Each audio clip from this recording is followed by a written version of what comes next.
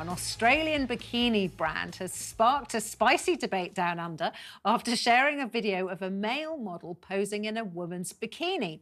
Female empowerment and body positivity brand Moana Bikinis posted a clip of Jake Young, you can see him there, scantily clad and strutting his stuff in one of their swimsuits.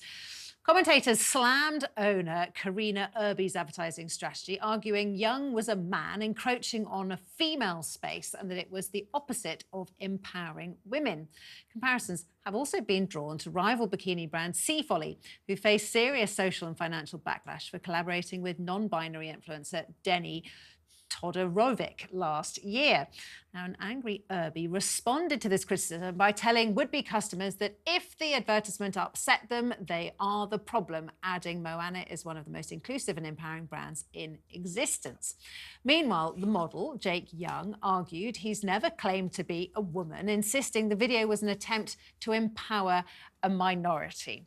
I suspect I'm going to be in a minority of one on this because I just do not see why this is a big deal. He's a man. He's not. Fine. So what? Dude, It's fashion. Mate. People in fashion are always doing crazy things, and nobody really cared when when David Beckham wore a sarong or when Harry Styles wears a skirt. How many men are buying their swimsuits? Who cares? That's their problem. Zero. It doesn't matter. It's just a silly fashion thing. The only point of this is just to create some PR. Exactly. That's all this is. And honestly, he looks incredible.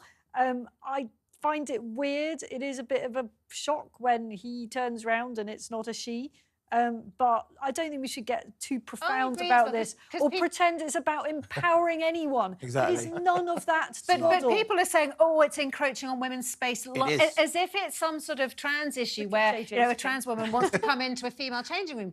It's not the same as that. It's not any of that, but it is stupid. I mean, I think we could agree on that. First, it's unnecessary. That's what it is. Just a bit daft. There's Firstly, can I say women I am, as a straight bloke, I am slightly in love with Jake. Okay, that's my first point. Second thing, what's with the idea that you've got to put out your inclusivity credentials? Who gives a monkeys what you're really?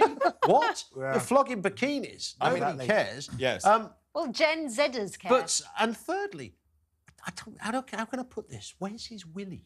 It's tucked underneath. Tucked and I look at that and think I need to go to the gym because my bottom does not look like that. David, we've all seen your shots of you at the gym. Yes, you have. And they're not that different, to be frank. Well, that's very sweet of you. I tend to have some. I did wonder if it was you when I first saw it. Did you? Yeah. Very similar. Oh, David Bull's branching out. Anne Summers used a trans woman to model lingerie for them. She was the first one to do it, Tulula Eve. But they also used women of all sizes. So they weren't alienating women or making a point of, oh, this is Tulula Eve, trans woman modelling lingerie for Anne Summers, and there she is with all the other women. For me, that's okay because they're including women in it. But to purposely put a man who has a penis in a bikini or swimsuit is just ridiculous. And this is why the world's going mental. This is it.